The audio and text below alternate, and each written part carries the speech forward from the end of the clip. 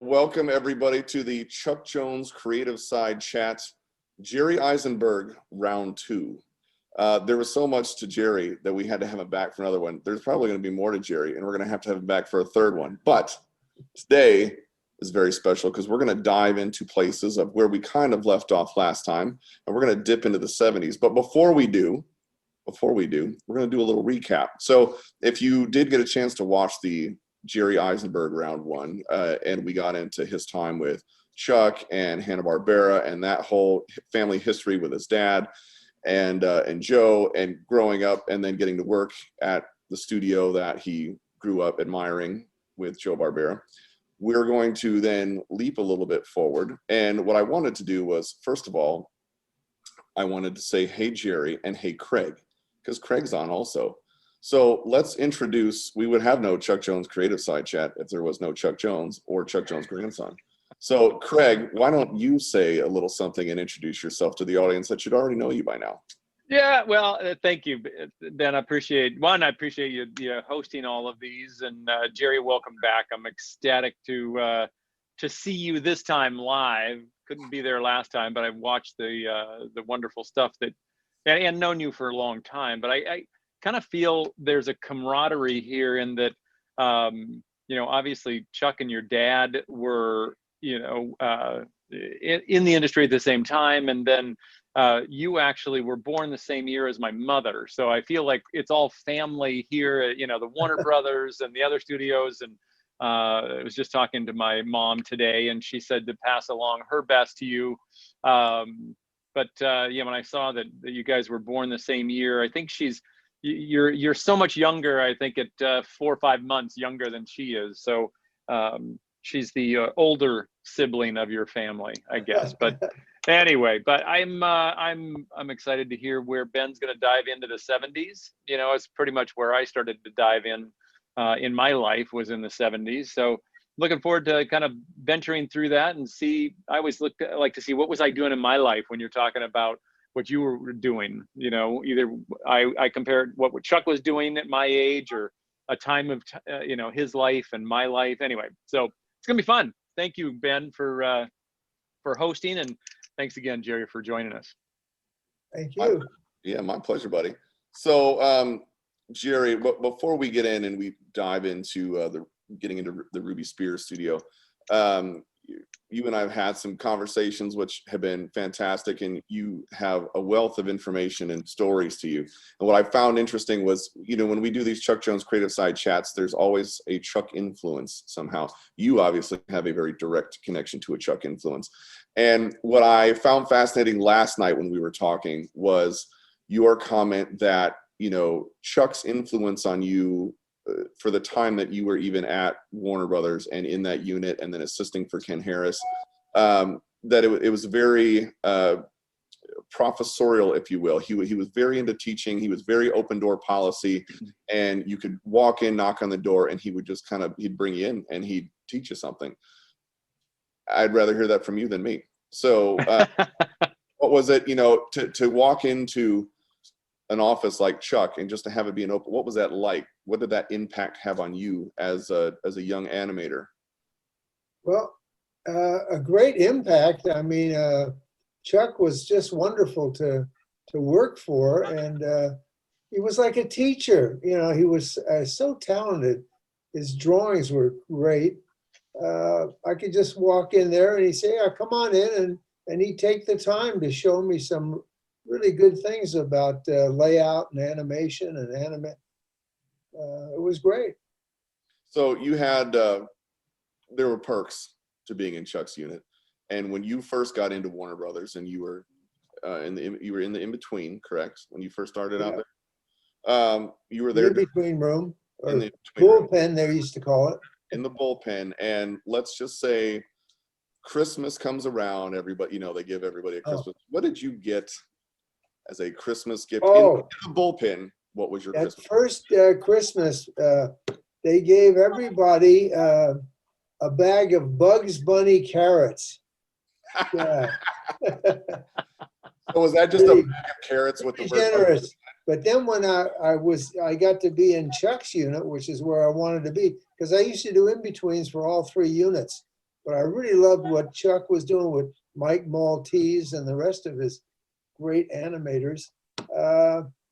So that first Christmas, I guess we'd come to work on Christmas Eve, and everybody had a bottle of whiskey on their desk. And that was nice. It wasn't carrot whiskey or anything like that. You had the real deal. So I would say going to Chuck's unit, bit of an upgrade.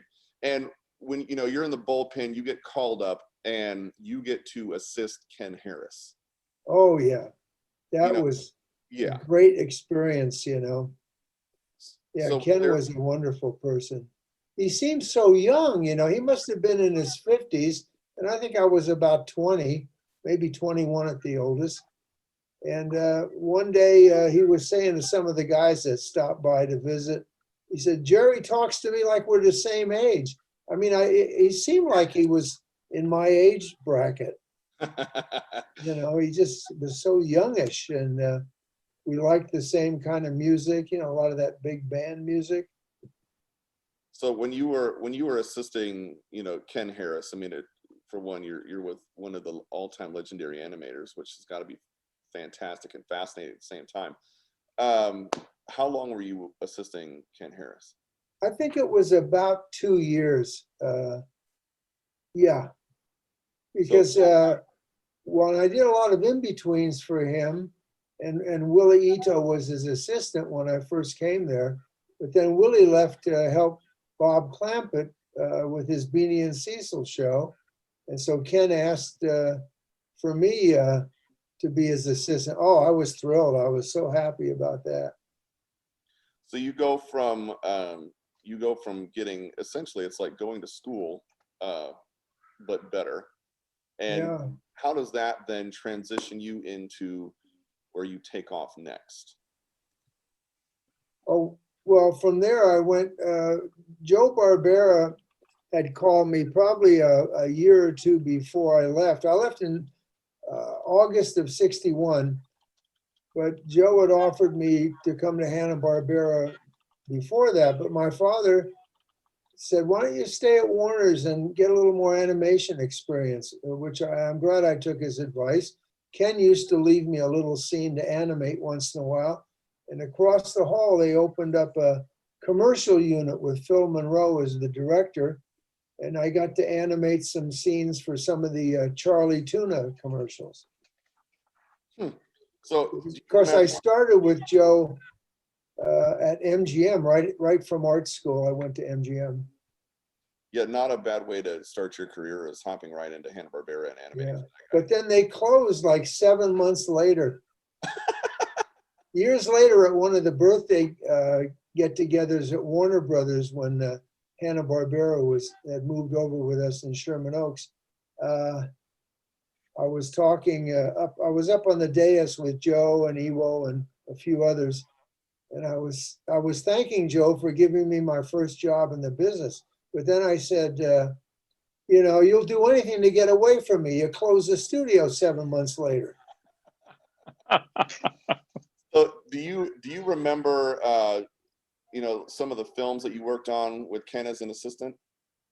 Oh yeah, Pepe Le Pew, Roadrunners, probably Daffy. I don't remember much on Bugs, except as an in-betweener, but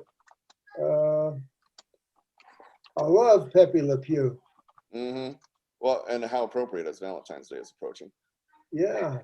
So we've got we go from Chuck's unit. What year were you in Chuck's unit?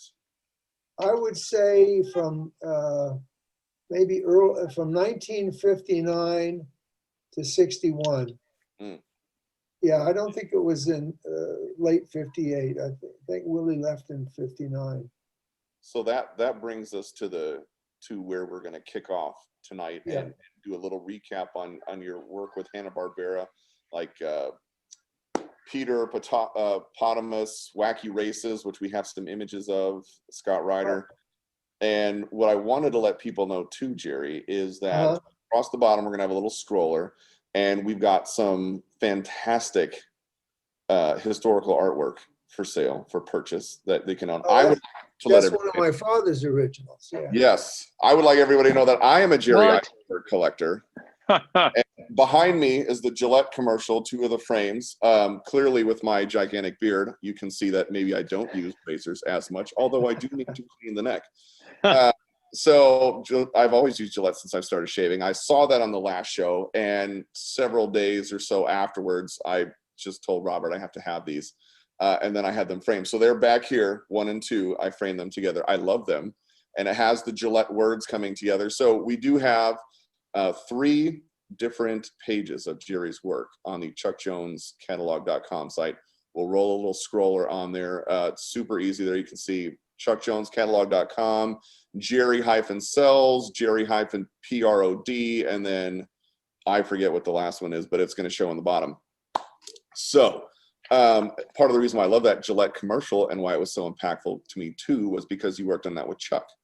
So Chuck was director. Yeah. Right. And so you've got my all-time favorite with my new best buddy, and the 2 of you that collect. I had to have some of your stuff. So it was the ultimate. I'll probably end up buying that piece right there. Because I saw the time machine. I'm like, oh, I'll probably just tell Robert to put it in my account. Yeah. So, you know, as you get into the 60s and you're working Johnny Quest and the Jetsons, and you're getting to do concept work for the Jetsons, which means they're letting you come up with whatever the future looks like. Is that right? Yeah, we had pretty much of a free hand. I mean, Joe was happy with the present development work we did, and I loved designing backgrounds or characters and props for the Jetsons because there was no precedent for that stuff. You know, who knows what that kind of future would look like. So we didn't have any rules or past stuff to follow. We could really use our imaginations. I love that. So, you know, like when Spacely Sprockets is coming up on that giant TV in their house and he can see them through video. I don't think we ever got to that, but maybe someday we'll be able to see each other on a giant TV through video. Yeah. I guess. Go ahead. Yeah, we did a lot of stuff that has actually come to pass, you know. Right? Robot maids. I'm pretty sure they're around. I can't afford one yet, but robot maid. We have a Roomba, right? There you go. Right. Yeah, Roomba. you're there. So we've got some Jetsons work. Scott, can you put that up real quick from the show? So this is on ChuckJonesCatalog.com also and available for collection. Wow. Yeah, I love that. Wow. I love that whole show. I was fascinated with that as a kid. Oh, yeah. I love the way Astro would walk around with George, and Astro would have his arm around his shoulders. Right. That was that song sequence I worked on for Bob Cannon, who was directing it. We only did 1 song sequence in that whole series, you know. Disappointed. I'm glad I got to work on the one at least. So is this a concept piece that you were working out some stuff on? I wish I'd have saved more stuff, but I saved a fair amount of stuff, but not much from the Jetsons, really. I mean, some Cels I've had, but. So, and then we've got, you've done Johnny Quest. I mean, you were involved in a lot of very influential, substantial cartoons in the 60s and 70s.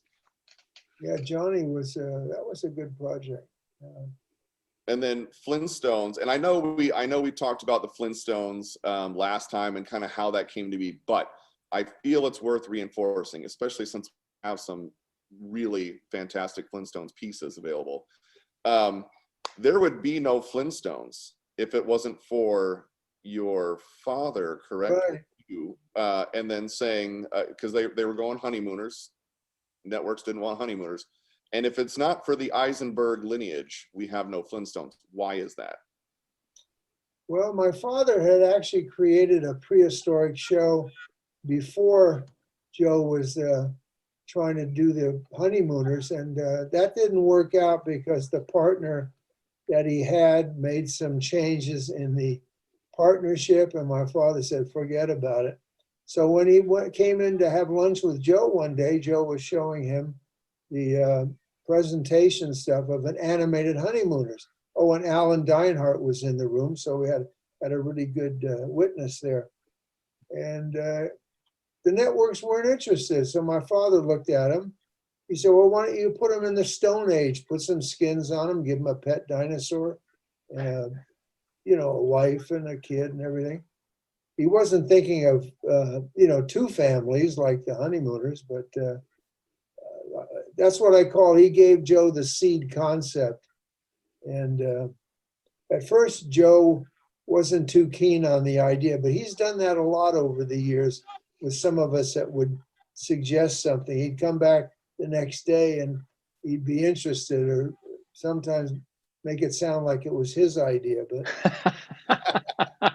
John Mitchell, who was running things at the early Hanna-Barbera studio, because he was the head of Screen Gems, Alan took a drawing that my father made after lunch of what they could look like into John, and John loved it. And he came back and went to Joe's office, and this is what Alan told me. And he came out 10 minutes later and back into Alan, and he said, this is what we're going to develop. And I don't know who gave it the name. It was originally called the Flagstones, my father told me. But then there was a Flagstone company that sold rocks and stuff, I guess, and they objected to the name. So they changed it to Flintstone. I actually like Flintstone a lot better. So, you know what's funny about that is that company could have made a mint off, not even had to pay for any marketing whatsoever. Their name would have just been out there and associated with a giant cartoon. They could have negotiated a deal where they get something for the use of their name. And instead they passed, it becomes gigantic and it's Flintstones, and that Flagstone company goes by the wayside. See, people take opportunity. Right.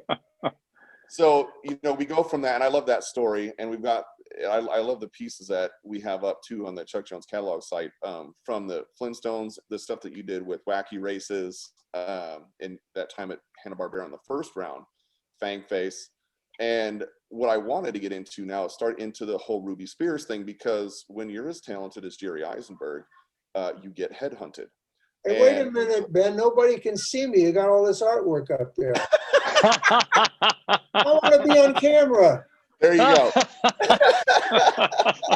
Okay. So, I mean, I had two hairstylists and a makeup lady. I mean, I know, you know, got to use it. You did a lot of work. It looks glorious, and we'll try to make sure we highlight it some more. So we get into the Ruby Spears time, and this is where we kind of kick off in the 70s. So you were hunted because you were very talented, and you'd obviously done a lot of influential work. How did that relationship, when you were recruited while you were at Hanna-Barbera, how did that come to fruition? Well, I met Ruby and Spears at Hanna-Barbera back in '61. They were working as film cutters in those days. And then we all played basketball on the Hanna-Barbera basketball team. And so I guess it was years later when I was at Sanrio. The first time I left Hanna-Barbera in '75, I went over with Sanrio, a Japanese company, and to develop and work on an animated feature. And Joe and Ken were down the street at the ABC building doing internal development with ABC. And they'd asked me to do some stuff on a project or two. And then let's see, the project, one of the things was the Teen Angels, which later became Captain Caveman and the Teen Angels. But when I left to go back with Hanna-Barbera, because Joe invited me back, and it was so much better when I went back. He gave me what I wanted, the kind of work I wanted to do, and so on. And then Joe and Ken got a hold of me one day for lunch and said they were going to plan to open up their own studio, and they wondered if I could come over as their art director and producer. So I got my friend of mine who was going to manage me, did the negotiation, and we made a deal. But I felt bad about leaving Joe. I'd only been back about 4 or 5 months. I said to Joe and Ken that I wish you were doing this a year or so from now. But, so I left Mr. Barbera again. But I like the challenge of starting a studio from scratch. It was just Joe and Ken and myself and a secretary. We started out in Century City until we moved to the Valley. But that was interesting. I like a challenge. It's like the Sanrio thing was a challenge. I learned a lot of new things. I got to be a sequence director and stuff like that. So you go from the animating and we've got the Teen Angels piece on the work that you did there for concept work for that piece. We've got I think a couple others too. You're covering me up again. Well, look at the beautiful artwork. That's crazy good. Hey, I wish I looked like that. Oh, look at those babes. So when you were there, you starting from scratch. You go from animating, you hop on for that. The learning curve. What was the learning curve like for getting into a different area, especially when you're in a startup? Like you went with a startup and created something from nothing. Yeah. Well, it wasn't too different because we had to do development work. And actually, the first project we did was a special called The Puppy Who Wanted a Boy. It was from a book. The lady from ABC came over and showed us the book and said, we'd like you guys to produce this. So, and we eventually did 2 more sequels to that. But then ABC made a deal with us. They said, if you guys stay exclusive with us, like don't present to NBC or CBS, we'll guarantee you, we'll give you 1 show. So just do your developments and we'll pick one. So we did. And that's when I created the character Fang Face. We were developing a project with Wolfman Jack. He was a very popular radio DJ back then. I don't know if you've heard of him, but oh yeah. I went down to Hollywood to Collector's Bookstore to find some photographs of the Wolfman because I knew I had to make kind of a semi-realistic caricature of him and put him in a scene. So one of the photos I looked through, he was kneeling down with his arm on the back of a stuffed wolf. And that gave me an idea. I thought, hey, maybe I'll put a wolf in the show. I was kind of thinking like Joe Barbera always liked to put a dog in his shows because they're so popular. So I designed this wolf dog, and I don't remember who came up with the name Fang Face. It could have been the man at the network, Squire Rushnell, because he used to like to come up with names.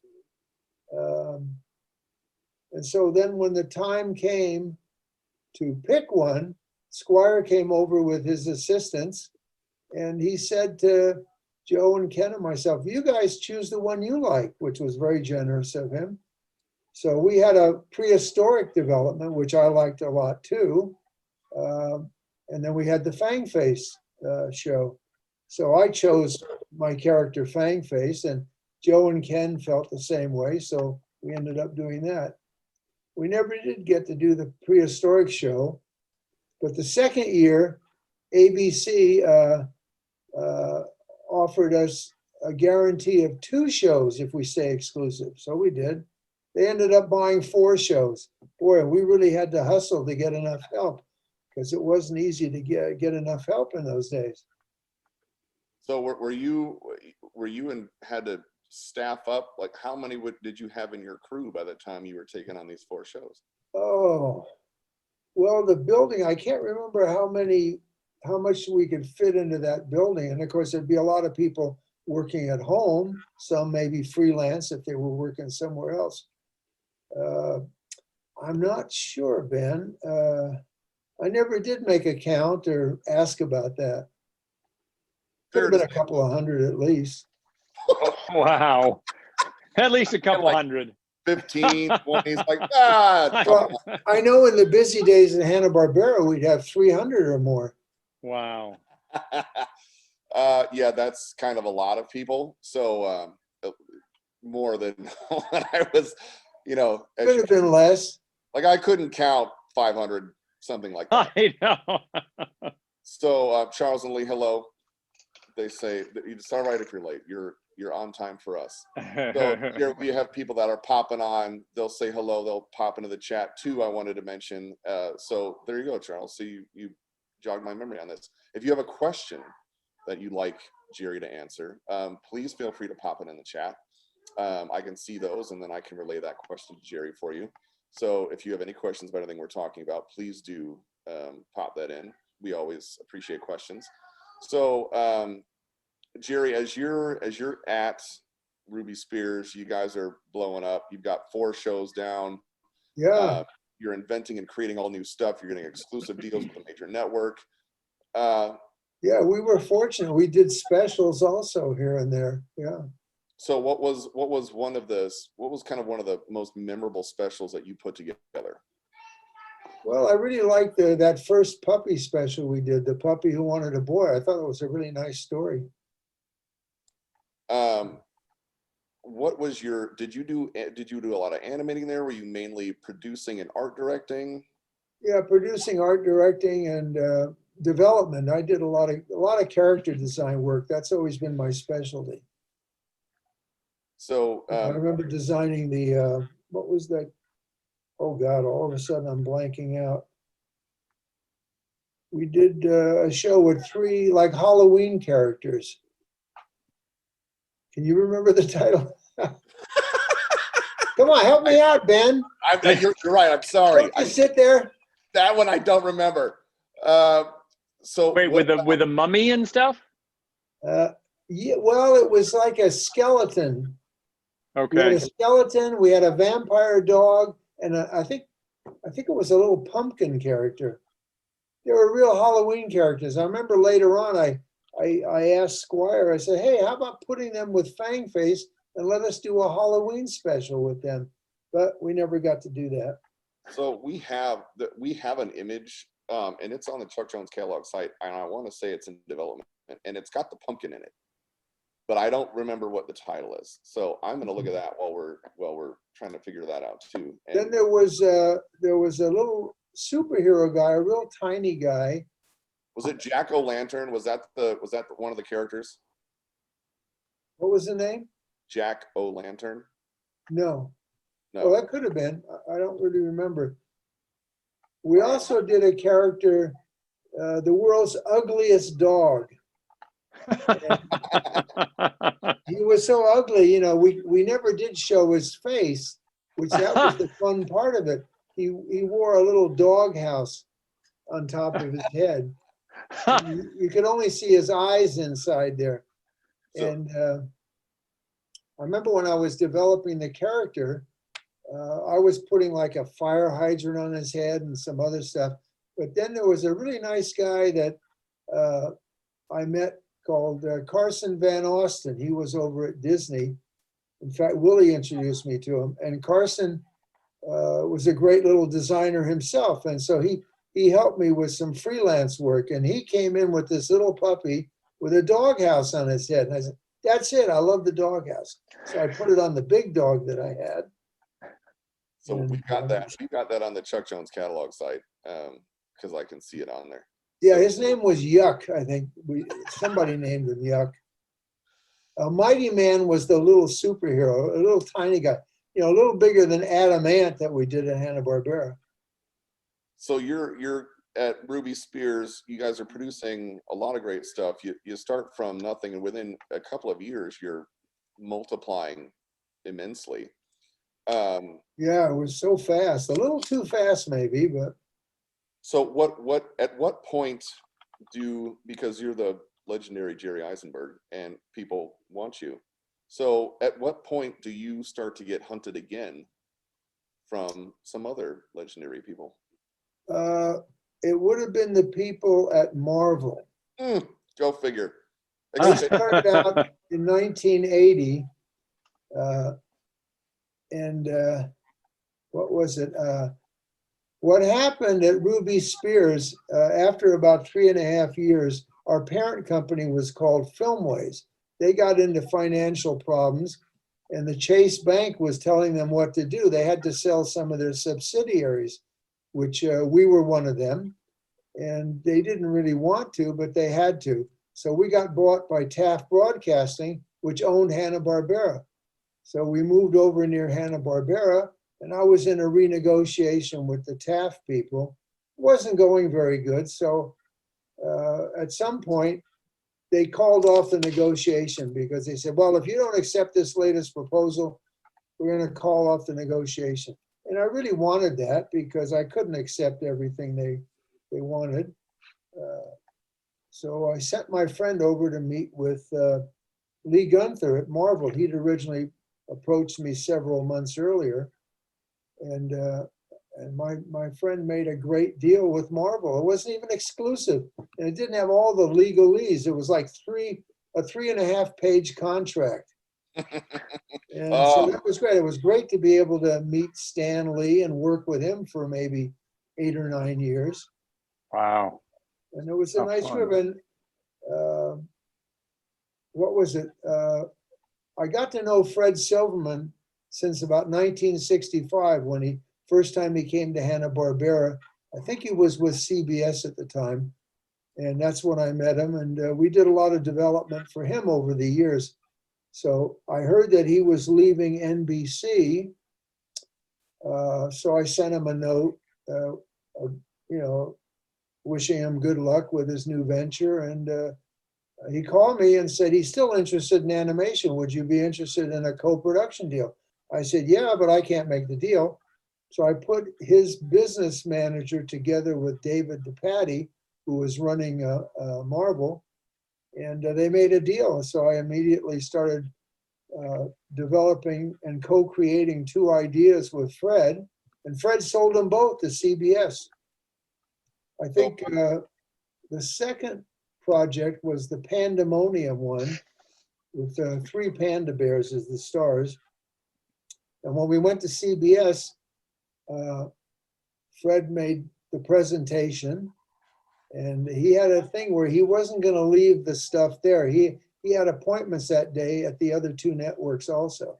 So he had been in charge at CBS at one time, and he knew the people there. So he told him, well, I can't leave the stuff. So the fellow in charge of Saturday morning left the room and came back with one of the vice presidents. His name was Harvey, like my father. I can't remember his last name. But we went through the presentation to him. And when it was over, he and Fred stood up to shake hands. And I never heard this before. This Harvey said, you're on the air. It was an instant sale. That was really exciting. And of course, our agent, Marshall Karp, who was there, after Harvey and the other fellow left, he said, we got to get out of here. They could change their minds before we're out of the building. He was worried. Well, we have an image from the Pandemonium show that you did. Yeah, I don't know who did that one. Someone made the layout, I guess, and it's nice, the background. Yeah, I think, well, I had that one. I think I put that out for auction. Yeah, well, it's available. Did you pick it up at auction, Ben, or? That's on the Chuck Jones catalog site, this image right here. Oh, so it went to Scott. It did go to Scott, absolutely. And Scott would love a collector. Yeah, he's got a lot of my stuff, but he's not getting everything.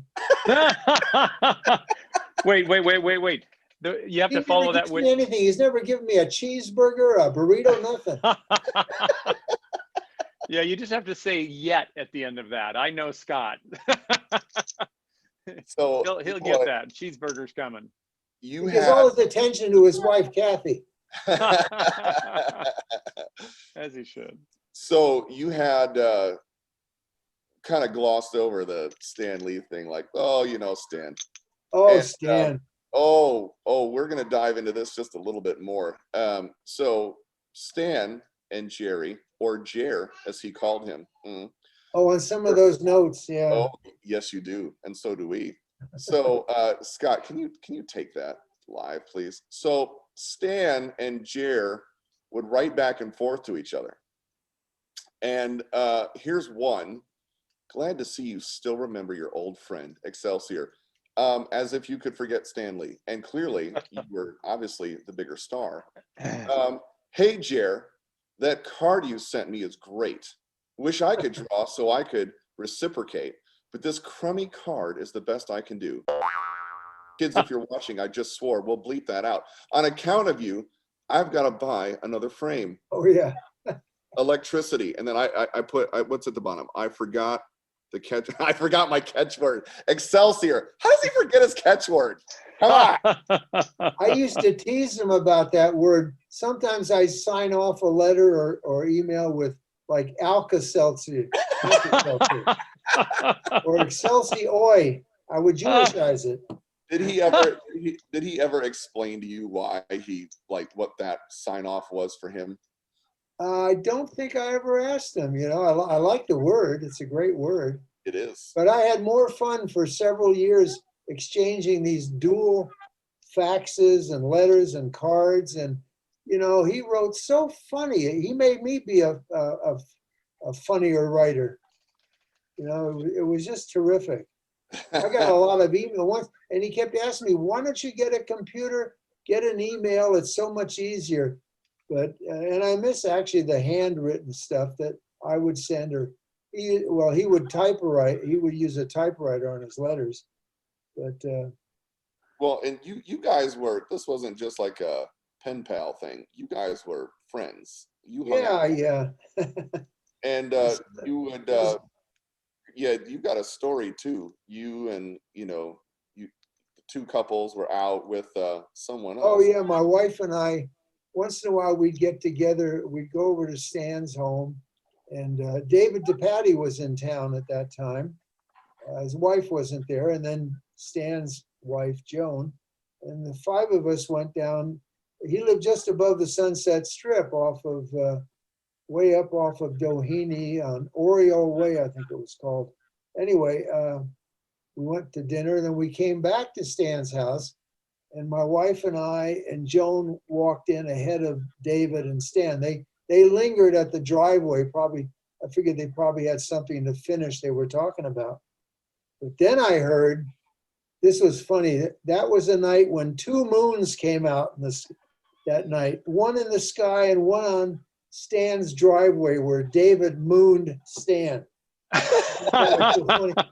And I didn't have my camera handy. I mean, well, I didn't know what was happening. I wish I had a photograph of that. So, you're hanging out with legendary producers like DePatie and Silverman, and then you've got Stan, and it's just a normal day for Jerry, or Jer, as we probably call you now. When you were at that studio and you were producing work, you were getting to do concepts. Yeah. What did you find that creative atmosphere like? Oh, it was great. Yeah, no problem. What was that like back and forth between you and Stan, like just as you were pitching things or coming up with stuff, Yeah, actually, I don't know. I don't remember doing too much development work with Stan. Maybe a little. Sometimes there'd be some meetings in Stan's office, and David would be there. David, he was good. He read the scripts and storyboards, and he was on top of things. Yeah. And who else would have been there? We had a head writer named Dennis Marks. He'd be in some of the meetings. Excuse me. Oh. So you worked on Muppet Babies with Marvel. Now that came along. Yeah, that's a terrific thing of Henson's. Wow. So while we don't have an image here to show right now, it is on the chuckjonescatalog.com site, and I want to say it is under, man, I have to search quick for it. I forget which folder it's in, but we've got a Teen Hulk, we've got a couple others, and then we do have that one, a Muppet Babies concept work, I believe that you did. Oh, yeah, I remember doing some Teen Hulk development. Yeah, some designs. So what other characters did you get to play with while you were at Marvel? Well, I didn't really work on any superhero stuff or G.I. Joe. Let me think. I think my friend Don Jurwich was producing the G.I. Joe series. They even did a feature, I believe. I was mainly on the comedy, silly stuff. So, you had mentioned, and we hear these stories too from the early days of animation, well, really into the golden age, as the artwork wasn't necessarily thought of in the way that Cels and production work and concept stuff is thought of now, where everything is saved and archived and put in a Oh book. yeah. I'm glad So, I saved what I did from the different studios. I wish I didn't know so much would be destroyed. well, I wasn't the only one saving stuff, but there's so much that's gone forever. It's really a shame. so they had a pretty big fire in 1983 At Marvel, yeah. that destroyed a lot of what you guys worked on, and you were able to pull some stuff out. I salvaged some stuff in my office. There was things that survived that were down low inside some cabinets, but everything on my bookshelves was destroyed and most of the stuff in the file cabinet. But fortunately, some things survived.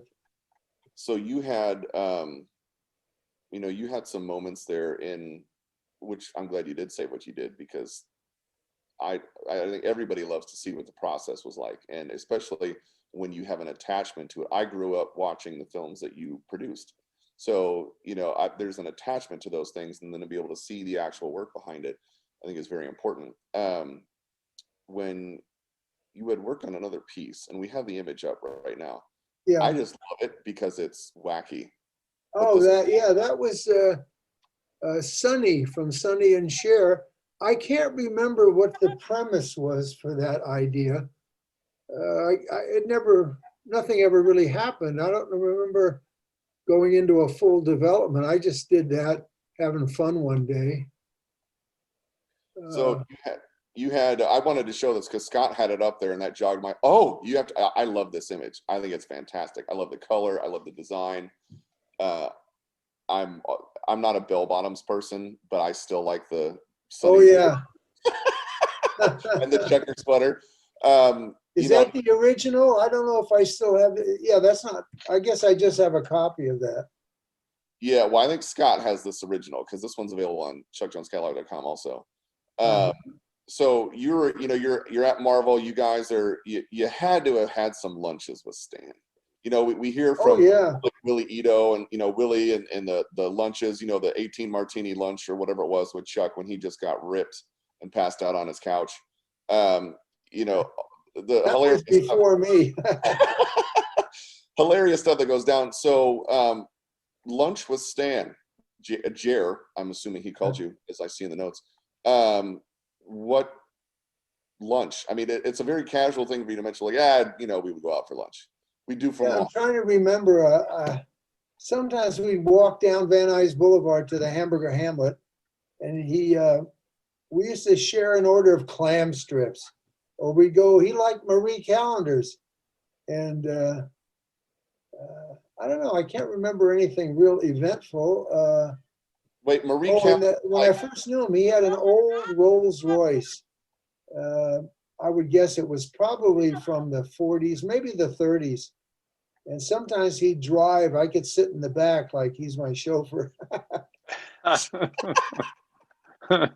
Yeah. So you guys would. I don't even know, what are clam strips. What? What are clam strips? Oh, that was some little appetizer thing they had at the Hamburger Hamlet. There'd be strips of clam that were fried, deep fried.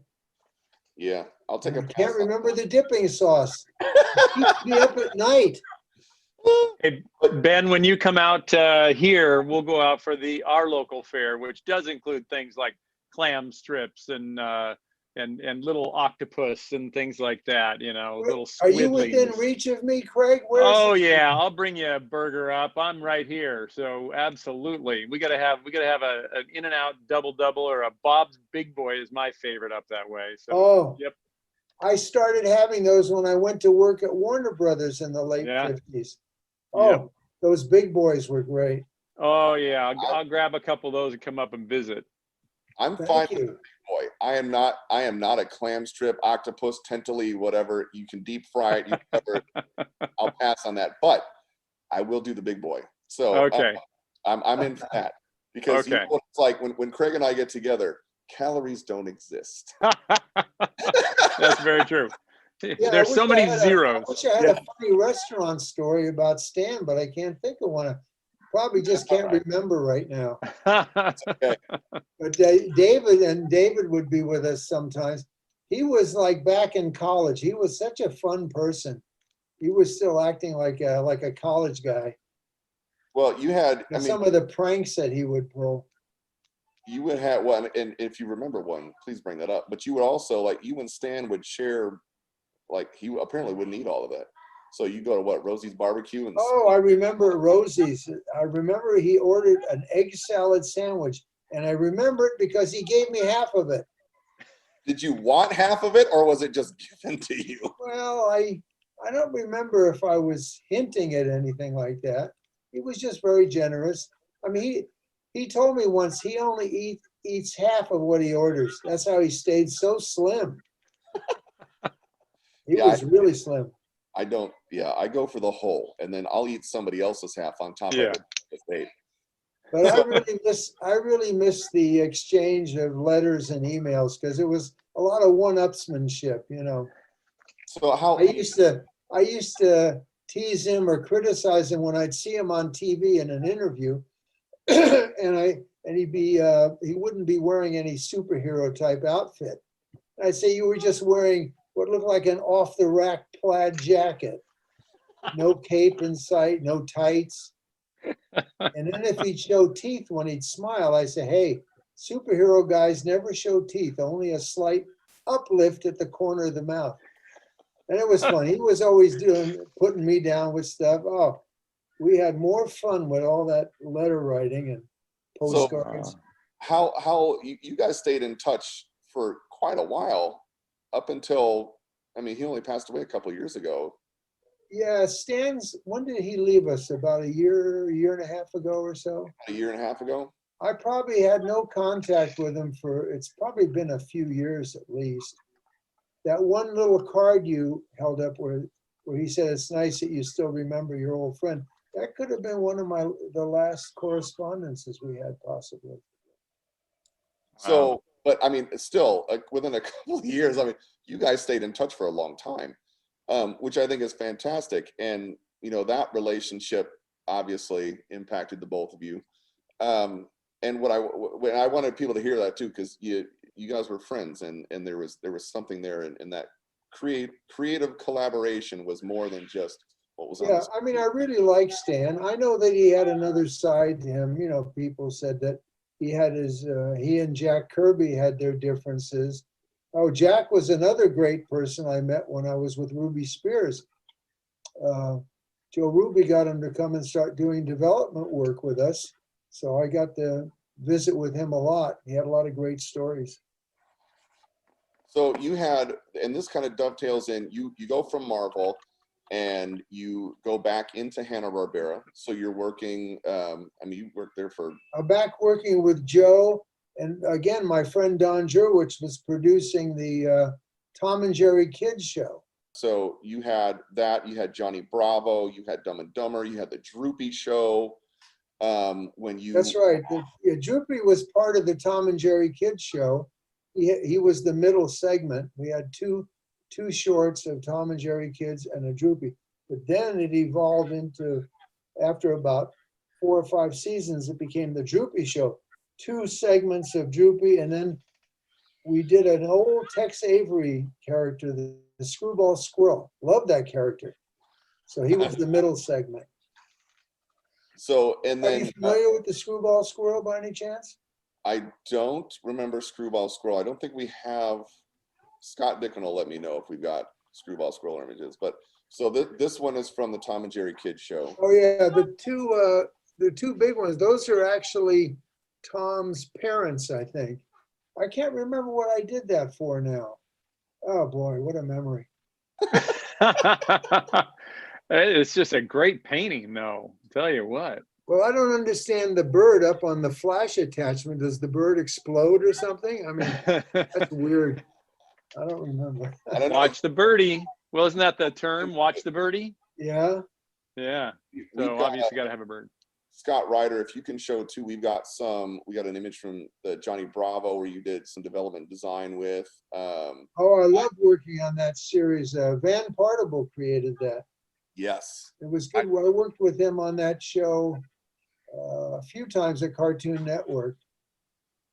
Yeah, I'm gonna probably end up buying. Really enjoyed because he wanted the design to be like what we did back in the '60s at Hanna-Barbera. So I loved working in that kind of a medium. I love that kind show. of style. I watched that show growing up. And this is the Yoink of the Yukon short. That was something that Don Jurwich, myself, and Jim Ryan created. And we did that for the first shorts program they had there. I think that was Fred Siebert who put that program together. And we've got one from Dumb and Dumber. I love this. So I'm a big fan of the first movie. I think it's hilarious. I obviously slapstick humor, Jim Carrey, Jeff Daniels, and I love the design. I watched this show. I loved the character design and what you guys did. I thought it was absolutely hilarious and it fit so well. So I grew up on this. I'll probably end up telling Robert to put that in my cart also. I know, this is so good.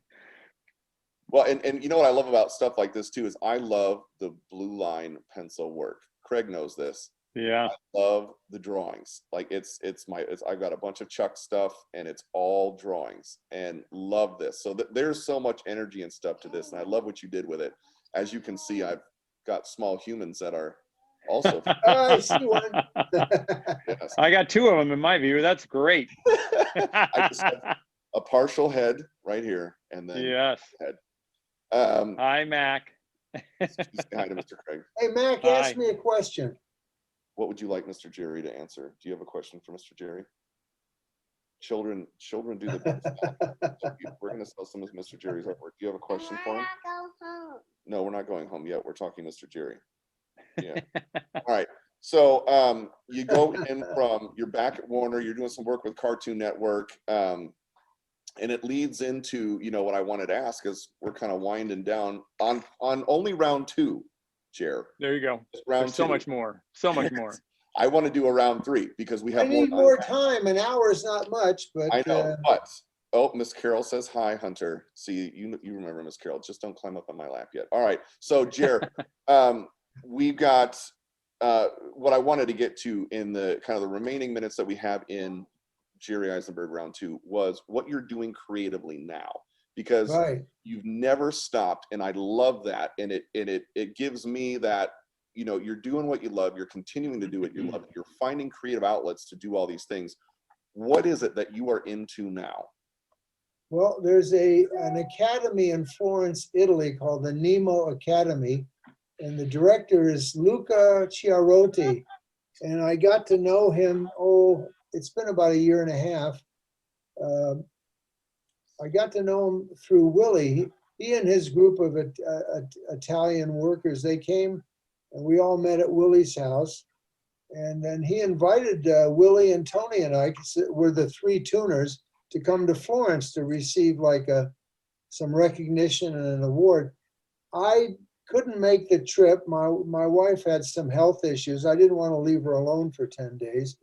And I was disappointed because, there's like 700 students there. I don't know how many are girls, but I was taking these classes and getting pinching lessons, but that was all for naught since I didn't go. But You have that. all kidding aside, Luca has a connection with a museum in Florence called the Medici Museum, and they're going to be having an exhibit, I believe in late April, unless they have to postpone it again because of the COVID virus, of animation and cartoon art there'll be a room with Disney work, Warner Brothers, Hanna-Barbera, and then there'll be some other studios represented. I didn't ask which ones, but he asked me that if I would do some wacky airplane designs. I had once done back in the late '60s a bunch of designs for that show we did called Dastardly and Muttley and their flying machines. We're gonna, Scott Ryder, can you take that up? We've got, so I love your designs. I guess that's one of the, that was a lot of fun. So I'm doing, I can show you a few of the stuff I've been doing. Yes, I would love to see that. I recently shipped them off to Luca. Let's see. Oh, let me put something behind it so it doesn't flop around. Can you see that? Oh, wow. Yeah. Yes. Wow. Oh, I'm really enjoying this because I like to originate and create new ideas. You know, before that, he asked me if I'd reproduce my wacky race designs, but that's just reproducing something I already did. But this is all fresh stuff. That's awesome. Now, this one defies all physics and gravity with the vertical wings. I got it so they can move up a little bit, but it's fantasy. Well, if they can make a flying wing into a bomber, they can make sideways wings into an airplane. Luca wanted me to come up with names for some of the things. Oh, I love that one. I See like the little pinup I have on the side? That's Siri from the computers. I like her voice. Oh, she's sexy. Wait a minute, I'm missing one. Oh, Ben, have you gone by his house already and picked one up? Is that what's happening? I could easily make a trip right I know. now this is kind of a pretty wacky one. That is a total This wacky one I'm calling the Flying Hemorrhoids, or the Anal Avenger. I don't know. I sent him a whole bunch of name possibilities, and I'll let Luca pick what he wants, or maybe he and his group will come up with some alternate names. Did you send him the flying hemorrhoid as a name? I did. Listen, it's a legitimate word. No, you are absolutely right. It is a legitimate word. Nobody's ever done a flying hemorrhoid. I like to originate. Well, you know what the engine is? Is it? It's a Hemi. I've heard of Hemis. Yeah. So it makes me wish I still had my first car, a 41 Ford convertible. Ooh. Well, we'll have to. So you have a. They did the 3 Tuners book. Do you have that? Now, anything else I can show you? Yeah, that. Well, I got to show you a picture of my resident babe here. Yes. That's my Ramon. We love Ramon. I found her this Marlene Dietrich type suit. Oh, I'll show you an early photo of me so that if any of the girls and women are watching, I didn't always look like this, you know. That's me when I was at MGM, my first job. Look at you. What happened? No, I'm kidding. No, that sounds like that's one of my lines that we use. Let's see. Well, you look good for a change. So anyway. So Jerry, as you've got this great exhibit going on that you've been producing stuff for. I love your wacky plane designs. I loved it in the Muttley stuff. Which we have that. I got to mention something. Oh, I should show you. Do we have an extra couple of minutes? I got for you, yes. You know, Iwo Takamoto, who I got to know, he came to work full time at Hanna-Barbera the same week as I did, and what a great artist he was. I'm sorry he's not with us anymore, but his sense of humor would come out in all the gag drawings he would do of him and me and some of the other people. And I'm just going to show you this one. He did a bunch of me as a samurai. You know, I was into seeing a lot of Japanese movies back in the early 60s. That's me sitting there. And you see that scroll on the side of Yogi Bear. On the bottom, it says, "See me, Joe." Because Joe Barbera used to come around at night and look at what we were doing, check our desks out. And he'd always leave a note, like if he had a question about something or wanted to tell us something, he'd say, "See me, Joe." So I love that. I love the fact that you are still creating new and interesting things, and that people are going to get to see this soon. Here's what I wanted to do, Jerry. Scott, can you put up that dedication card? for me, please. So, Jerry, with any Oh, yeah. purchase today, Jerry is going to dedicate one of these for you, and which I think is fantastic. I think I got Scott Dicken will tell me if I'm wrong in the chat, but I am quite certain I am correct. So if anybody purchases something from the chuckjonescatalog.com/Jerry hyphen, and there's 3 different things, Jerry will do a dedication card for you with a little something, which I think is fantastic. So please do check that out. We've had it scrolling there along the bottom. I am, if you didn't see in the first, I am a Jerry Eisenberg collector, and I cherish my Jerry Chuck collaboration from the Gillette commercial. I'm gonna have to make you a cartoon, Ben. Yeah, because I didn't get that last time, and so I'm gonna call that in, but I'm probably gonna add a couple of more pieces. So, Jerry, it is always a pleasure. Craig, before we go, any parting words? You're on mute, buddy. Uh-oh, we lost your sound, Craig. Yeah, I can't hear. Well, that gives us more time to talk now. Yeah, all right, hold on. I want. Here's what I'm going to do. I'm going to translate what Craig says because I can read lips. Go ahead, Oh. talk. Jerry, I love you. You've been the greatest person ever. I am not only going to buy you 1 double-double, I'm going to buy you whatever you want. So we'll go 5 double-doubles. Jerry, I like the protein style. I like it wrapped in lettuce. Less calories and it's healthier. Yes. Oh, I want to add too with the Jerry character of your choice. So Jerry will sketch the Jerry character of your choice on that dedication card. And Craig is still telling you right now how much he is looking forward to those burgers and coming by your place. I tell you, can you hear me yet? Yes, I can hear you now. Yeah, I don't know what's going on. Maybe it's my AirPods, but there's some Bob's Big Boy in our future, Jerry, because you know, I love that and a chocolate shake and some French fries on the side. Oh Make it any my way God. you want. So Too many calories. Yeah. No. Yeah, well, you only eat half of it. You're fine. Like Stan. I'll eat a 1.5. Craig, fine. what part I'm of Los Angeles? I assume you're here in Los Angeles somewhere, huh? I'm close enough to Los Angeles. I'm right on the south side of your border there, so it's not far. It's a car ride away. Okay. It's easy, super simple.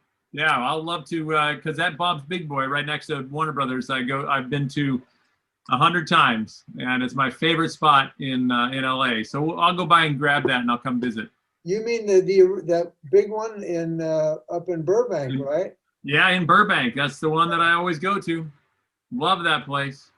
That reminds me, Benny Washam, who was one of Chuck's animators, he was friends with Bob Wyan, who started the Big Boy, and Bob wanted Ben to be a partner and come with him, but Ben preferred staying with the cartoon work, the animation. And he designed that Bob's Big Boy character. That's what I heard, yeah. Yep. Yeah, oh, Chuck told us about it for sure. And you know, Benny used to go over and in short order cook with Bob. So yeah, not only could he draw the Bobs, he could make the Bobs. So I'm looking forward to that. I haven't had one in over a year, so I'm looking forward to coming up and visit, Jerry. It's probably been longer than that for me, yeah. Well, we got to short that time out. So Ben, you know, get out here. We'll do some Bob's Big Boy. I am all in. Yes. Yeah, you are. Okay. I don't turn down a trip, and I don't turn down the food unless it's I know. Listen, Well, if the audience leaves us, we can still stay on and talk to each other, huh? There's always that. attention. I think people would love to hear more of you. Look forward to that for sure. Hey, Ben, you're going to be out here for the Chuck Jones Summer of Creativity this summer in Irvine down here in Orange County. And, you know, during that time, I think we'll all be able to get back together. I know that there's some comments and I'm getting text messages about we need something in person, and that is definitely coming. The Chuck Jones Center for Creativity is presenting the Chuck Jones Summer or Season of Creativity. So, Jerry, we'll have to get you down there because, you know, it's at the old Air Force base or Navy base down here in Orange County, and you'll have to show some of your wacky airplane stuff. Okay. Yeah, That we would sounds love to great. do that. All right, Yeah. we'll plan on that during the summertime, and Bob's Big Boys for everybody, maybe. Yes. I'd love that. I am as you can see, I haven't put on enough of the COVID 40. I slimmed down a little bit because we hibernate because it's only 5 degrees by me right now, and more so that's all. Oh.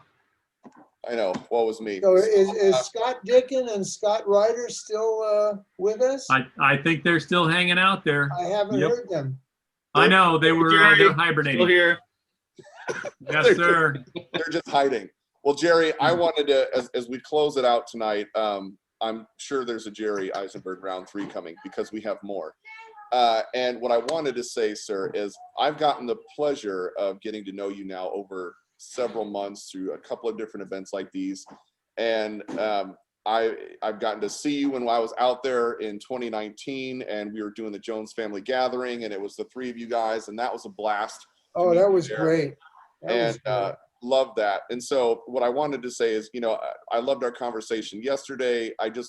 You're a part of my entire childhood and growing up. The stuff that you produced, I watched. I was influenced by those things. So to be able to have the opportunity just to talk with you is a true honor for me. And I really do appreciate that. I love my Jerry Eisenbergs, okay? And I'm going to be able to do that. But I wanted to say thank you so much for doing this. I think it's very important that we hear the stories and that we get to interview people like you, because it's so important just to the fabric of what we have in animation and art and creativity. You're a blessing, sir. We love you. Ramon did a fantastic job on the hair and makeup. Please tell her I could use a bit of I'm a little shiny, so next time a little coffee. Yeah, let's do that. So I'm looking forward to the next time, Jerry. I hope you have a wonderful evening. Ladies and gentlemen on Zoom, I hope you have a wonderful evening. And then no questions right now because Daddy's closing this out. And if you can go to chuckjonescatalog.com / Jerry. There's a lot going on. There is. Thing, right? Oh, those little ones. Yeah, there's. So I cute. put your shoes on in a second. All right.